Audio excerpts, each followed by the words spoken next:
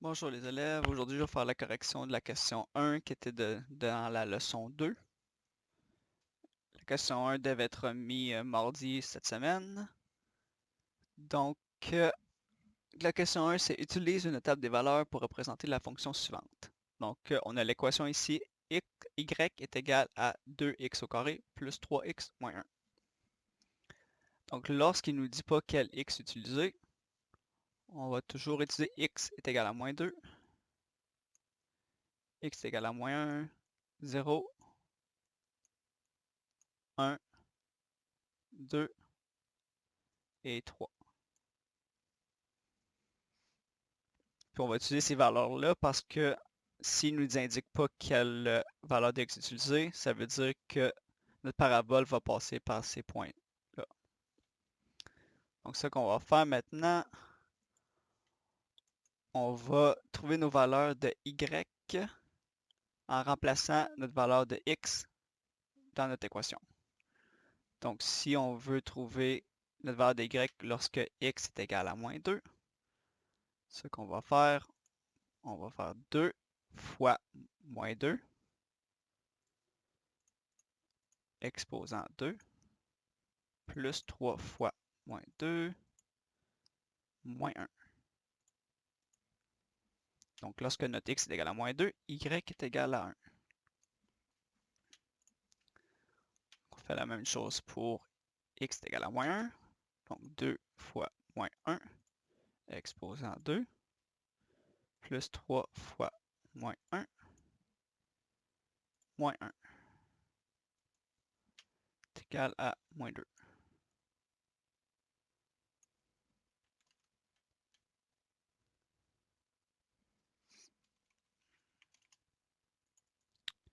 OK, donc là on va faire la même chose encore avec 0, 1, 2 et 3.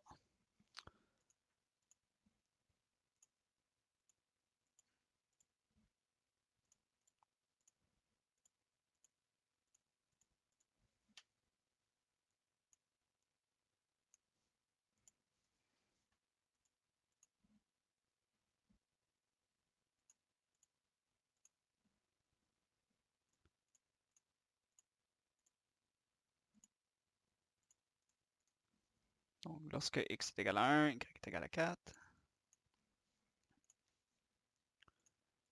Trouver notre valeur maintenant lorsque x est égal à 2.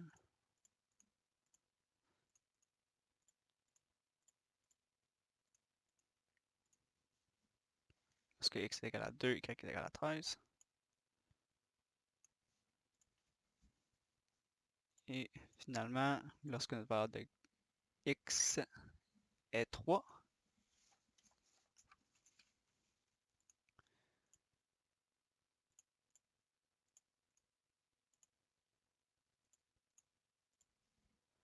notre valeur de x est 3, y est égal à 26. Donc, ce qu'on va faire, on va calculer en premier notre première différence. Je vous rappelle que lorsqu'on calcule la première différence, si tous les chiffres sont les mêmes, ça veut dire qu'on a une relation du premier degré, donc une relation linéaire. Puis si les chiffres sont différents, on va faire la deuxième différence. Puis si les chiffres sont les mêmes, maintenant ça veut dire qu'on aurait une relation du second degré. Donc là, ce qu'on va faire, on va prendre la valeur, nos deux valeurs ici, puis on va les soustraire. Donc, moins 2, moins 1, moins 2, moins 1, ça donne moins 3. Moins 1, moins 2, ça va nous donner, donc moins 1, moins 2 va donner 1. 4 moins 1 va donner 5. 13 moins 4 va donner 9. Et 26 moins 13 va donner 13. Donc, on voit que tous les chiffres sont différents. Ça veut dire qu'on n'a pas une relation linéaire. Donc, maintenant, on va faire la deuxième différence. Donc, on prend nos deux premiers chiffres, puis on va les soustraire. Donc, 1 moins 3 va donner 4. 5 moins 1 donne 4, 9 moins 5 donne 4, puis 13 moins 9 donne 4. Donc, ce qu'on va faire, on va maintenant prendre les valeurs qu'on a dans notre table des valeurs et on va la mettre dans notre graphique. Donc, lorsqu'on a x est égal à moins 2, y est égal à 1. Lorsqu'on a x est égal à moins 1, on a y est égal à moins 2. Lorsque x est égal à 0, on a y est égal à moins 1. Lorsqu'on a x est égal à 1, y est égal à 4. Lorsqu'on a x est égal à 2, on a y est égal à 13. Donc, ça va dépasser notre graphique. On peut mettre le point environ ici. Puis, x est égal à 3, y va être égal à 26, qui sera encore beaucoup plus haut. Donc, ce qu'on peut faire, on relie nos points.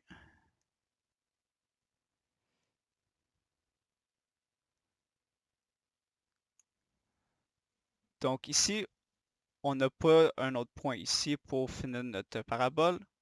On a deux choix. On peut trouver notre valeur de x est égal à moins 3. Ou sinon, on pourrait juste continuer notre parabole comme ceci.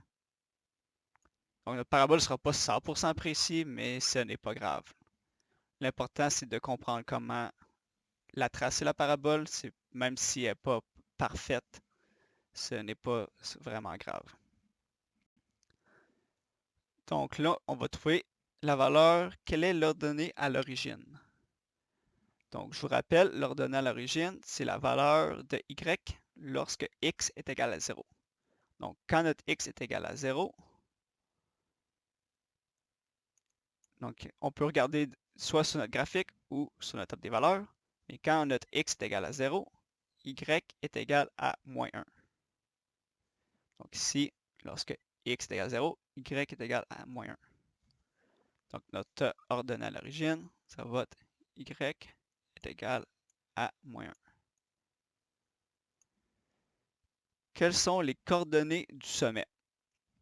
Donc, si on regarde les coordonnées de notre sommet, on va trouver c'est quel le point le plus bas, puisqu'on a une parabole ouverte vers le haut. Donc, le point le plus bas, il serait ici. Puis, on peut regarder aussi sur notre table des valeurs, c'est quel le point de y qui est le plus bas. C'est lorsque y est égal à moins 2. Puis, lorsque y est égal à moins 2, x est égal à moins 1. Donc, ici, notre sommet est à moins 1, moins 2. Coordonnée du sommet, moins 1, moins 2. Puis la parabole est ouverte vers le haut.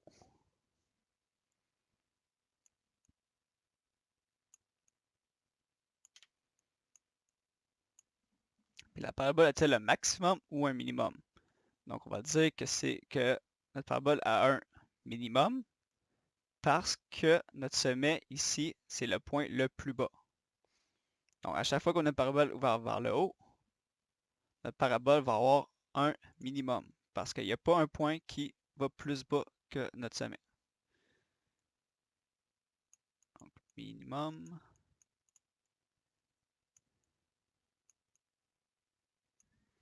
Trace en ligne pointillée l'axe de symétrie. Quelle est l'équation de l'axe de symétrie? Donc, notre axe de symétrie va toujours passer par notre sommet. Donc, ce qu'on fait, c'est qu'on va vers notre sommet, puis on trace une ligne vers le haut. Une ligne verticale. Donc, ça, c'est notre axe de symétrie. Puis, notre axe de symétrie, l'équation, ça va être, on va donner c'est quoi la valeur de x. Puis, notre axe de symétrie, elle passe par x est égal à moins 1. Donc, x est égal à moins 1. Donc, c'est tout pour le devoir de la question 1. Si vous avez des questions, n'hésitez pas.